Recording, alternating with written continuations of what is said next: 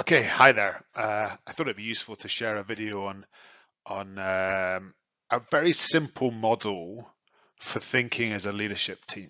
Okay, so this is a really a simple set of things to think about that most importantly, I think, allow an exec team to develop as a team and to think as business owners and business operators as a primary thing, and a secondary thing as a kind of as a swim lane champion. Okay, so what tends to happen with startups as they become scale ups is these startups, the scale up exec team is really the sort of sum of the parts of the people who run functions, and they think of themselves as there as a lead of a function as opposed to there as the leadership team of a business.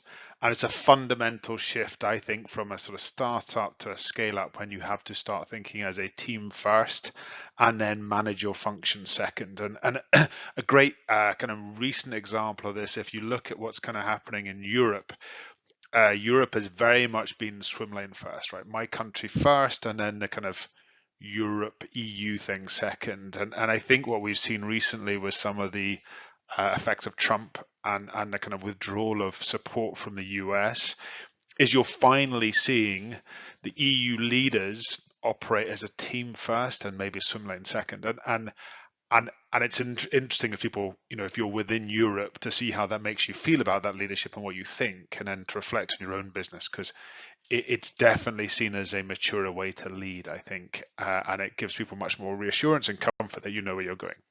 So it's really important to get this bit right. And here's my really, really simple model, right? It's just these three things. It's this Venn diagram, and I would print this, or I'd have it as a screensaver or something really, really simple. Print it, laminate it, stick in your desk, whatever, right? Just something to remind you that these are the three sort of fundamentals of any business. And where leaders need to operate is really in these overlap areas. So like vision and strategy, moving to people and culture, kind of means effectively like, do my do my people know where we're trying to get to? And why, right? And that's kind of, can they repeat it? And therefore, that allows you then to drive it day by day by day when you've got clarity of your vision and strategy. But importantly, in this area between vision and strategy and your people, do people know what we're trying to do? And then you get this kind of interesting bit here between vision and strategy and execution. Like, can I actually measure what we're trying to do? And their, people's ability to execute against what we're trying to do. And then this kind of third area here is kind of, do I have the people capable of executing? And as we get more ambitious and our desire to execute becomes even bigger, can my people keep up with that? And have I got ways to work with them to help them keep up with that? And the other thing is, are they taking accountability, which is very much a cultural thing, accountability for driving that execution? No one else is responsible for it apart from them. So really simple model, print it, stick in your desk. So if we look at this first one here, right, these are the kind of three areas, and we'll start with the first area there, the overlap between vision, strategy, and people and culture.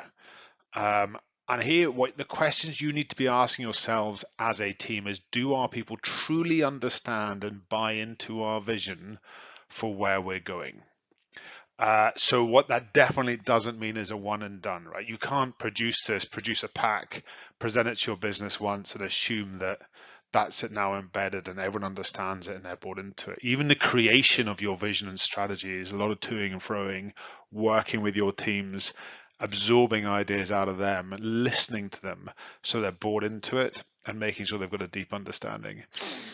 And then, do our people like truly understand and buy into our strategy to get to that vision? So whether it's vision or mission, like, it has a destination to it, and normally a time frame as well, and we'll touch on that. And then you have a route to get there, and that is what your strategy is, right? So it's like, here's my vision, or here's my mission, here's where we want to get to, here's our goal, if you like, here's our end point.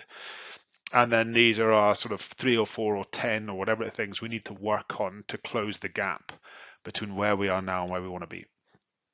And then, do our people really understand how to prioritize for the next 18 months? And this is absolutely crucial, right? If you want people to be allowed to make rapid decisions, they have to understand what trumps what. They've got to understand the world they can operate within and give them a set of rules. So it might be we are customer first, partner second, company third, right? Profit comes lags, doing the right thing for our customers and the right thing for our partners first, right? That's a sort of platform model.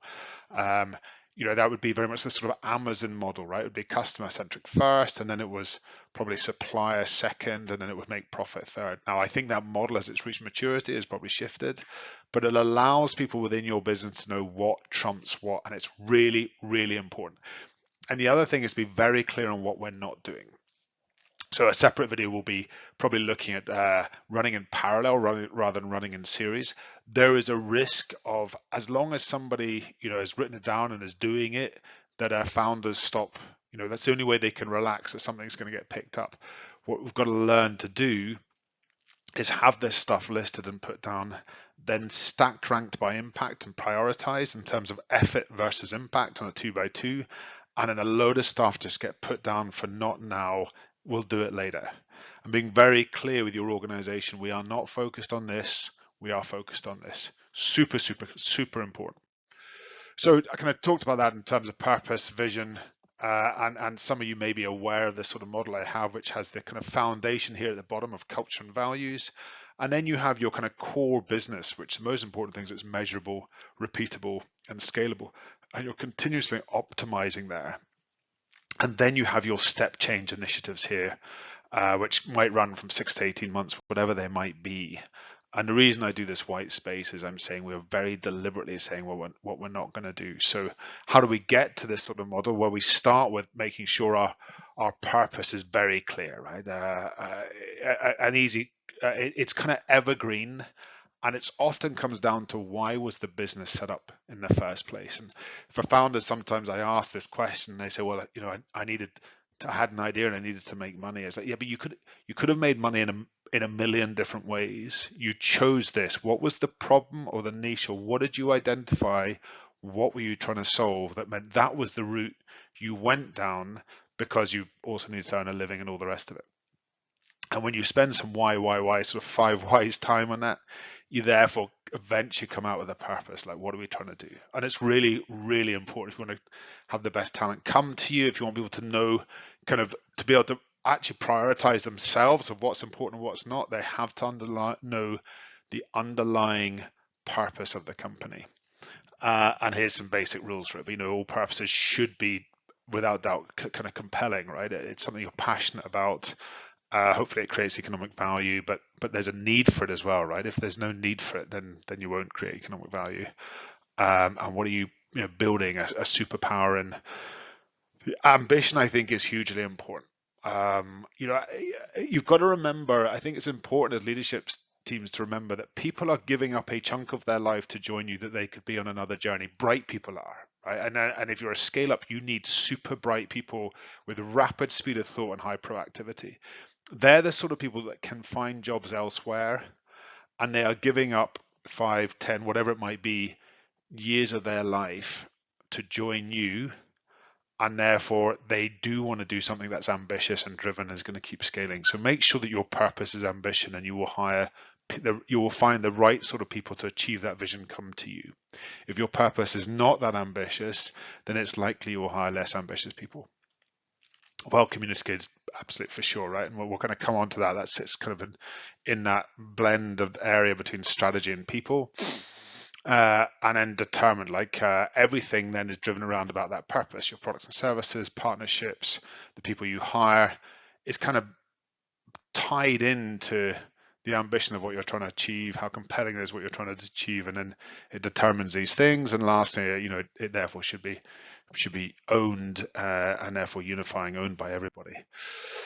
And then a vision, mission, well, kind of on a similar front, purpose-driven, targeted, measurable, actionable, and time constrained. So this is more important. The reason I like vision more than mission is I think you can picture it. Mission implies in 4 years' time we have to achieve X. It's very objective, which is quite right. Both work. By vision, it means I can sort of picture myself as the biggest, the greenest, the fastest growing, the whatever it might be. But it's something along those lines which will bring you to kind of these key things. So you've got your purpose, you've got your vision, and you've got your business as it is today. And the reality is what happens is there's a great big gap, right? Your business is here and you want to get to here in 3 to 5 years' time. So when you get that underlying bit right, which is this bit on the left about BAU being measurable, repeatable, and scalable, it's only at that stage can you then really start to look forward and say, what are the initiatives we need to do? So that platform of culture and BAU is absolutely critical to get right first. You can't start running off doing initiatives if you haven't got your underlying business kind of into that cadence where it's running well and you're optimizing, or else it's just a distraction from the core underlying piece. And you're effectively building your house. This is called the house model. You're building your house on quicksand, right? Get those foundations really right. And then when you kind of know what you're doing, you're going to kind of come up with a bunch of initiatives, and it'll be more than one. In fact, what will probably happen is quite soon you'll have a whole number of initiatives that you want to drive into your business that will help close the gap between where you are now and where you want to be. So on that basis, you then need to start to really prioritize and say, look, for the type of business we are, we can only ever manage 3 strategic initiatives at any one time, because we've got our BAU bit going as well. There's a lot of work in that. And then these initiatives, you can't do them off the side of a desk. They are hard. They're first gear problems, not fifth gear problems. Right? In terms of, if you think about being on a bike, fifth gear, or in a car, it's kind of going, the engine's now kind of in full throw and it just kind of keeps going. These things, you're into daily or weekly check-ins. Like, you're really driving them. And if you're not, you need a biz ops team that really worries about them every day to drive them, or else they won't embed and they won't be successful. So therefore you have to prioritize. And then when you've done 1, 2, 3, you'll find your BAU should start to close the gap on the vision and mission. And when you've done more and more, and eventually you end up where your BAU is, the gap is closed and you've achieved your vision or mission. So that's sort of super important. So when we look at this, it's like, do people get that? Do people understand it? Is it well communicated? Are they bought into it, and can they prioritize, and do they know what we're not doing? And then the second area here sits between the vision and strategy and execution. And all I want leaders to do is to focus on this Venn diagram and in these areas, and to be permanently thinking about what more can we do in areas 1, 2, and 3. So in 2, we're asking, like, are our people able to see the impact they are having on these strategic objectives in a quantifiable way or a quantitative way, right? Are we measuring it? And then, like, do we review our impact on strategic objectives with a regular cadence? And do we celebrate them? People, we should be recognizing success when people do things well. We want to have ownership in this space. So can we see it? Are we moving from A to B? Any journey requires just a bit to be done every day, and you'll get there. And therefore, but we've got to check in with a regular cadence. And is that a weekly? Is it a daily KPI? Is it a weekly business review? Is it a quarterly business review, monthly, whatever it might be? And then, are we getting quantifiably closer to achieving our vision every week, is really what we're trying to answer. And if you can't answer that question when you sit down as a team, if you can't definitively say, we are making progress this week because of X, then you really need to go back and look at this. So here's an example from a kind of Skyscanner one. I've stripped the majority of the numbers out of it, and it's many, many, many years old. But you've got a column here. You've got a column here for each week. Okay, so, and then here you've got a whole bunch of metrics. So charts, I find, actually aren't really that helpful, because you can't hold people accountable for the detail if you can't see the detail. But these, when you've actually got the numbers in, and you can sit down on a weekly basis and say, between week 41 and week 42, we have got better, right? Between week 40, week 41, and the context of having 12 weeks allows you to know if something's really spiking up or really spiking down. And I would figure this out for your business, whatever this might be, as soon as you can.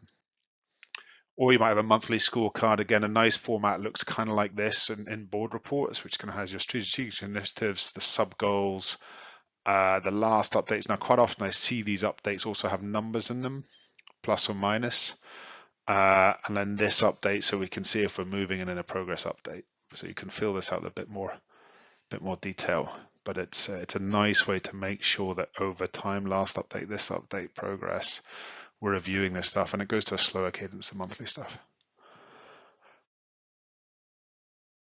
So we had those areas. The last is this sort of third section here between people and execution, and that's do our people have the skills needed to impact our objectives? You know, do we have the team that's good enough to execute? And actually, as we move from initiative 1, 2, 3 to 4, 5, 6, often they get harder. And therefore, are we continuing to upskill our team to allow them to keep up with our increasing ambition? Are we continuing to hire, and do we have something like a bar raiser process, something where everything is always getting better to allow us to get bigger and bigger initiatives and more ambitious? And that's that second point there, to continue to have skills needed for our future more ambitious objectives. And then this last point is, do our people take ownership, which is much more cultural, and hold each other accountable for delivering impact on our strategic objectives? And again, this is really, really important. And this goes beyond, you know, I guess a sort of bonus scheme. It's a lot of communication. It's a lot of leadership by example. There's a huge amount of stuff that needs to be done in this space to build a culture of ownership. So kind of they're the kind of key areas. When I talked about ownership, one of the things you might have noticed on this weekly KPI report is there's this owner here that would have a name on it. So each page actually has a page of who is responsible for that. And when you come into the meeting every week, who is going to answer any questions on that page, and who's taking ownership for going up and down, as an example.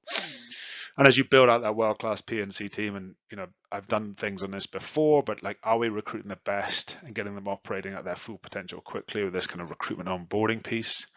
And then up or out, like competencies and objectives, L&D, management training program, and then managed exits. If it doesn't work, you know, that's one of the biggest problems with scale ups, is it's hard to keep up with your role, let alone get promoted.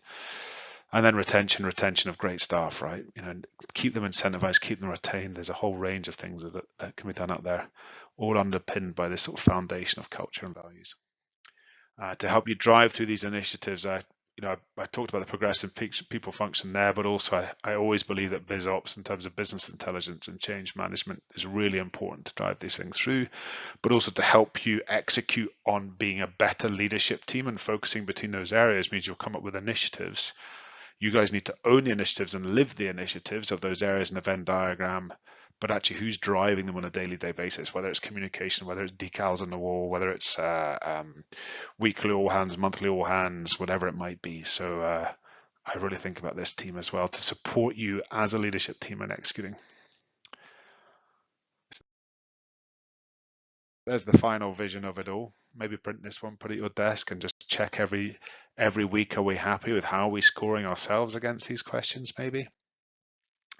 And that's my video on how to maybe think and structure just some of your bonding time as a leadership team in a scale up. Thanks very much.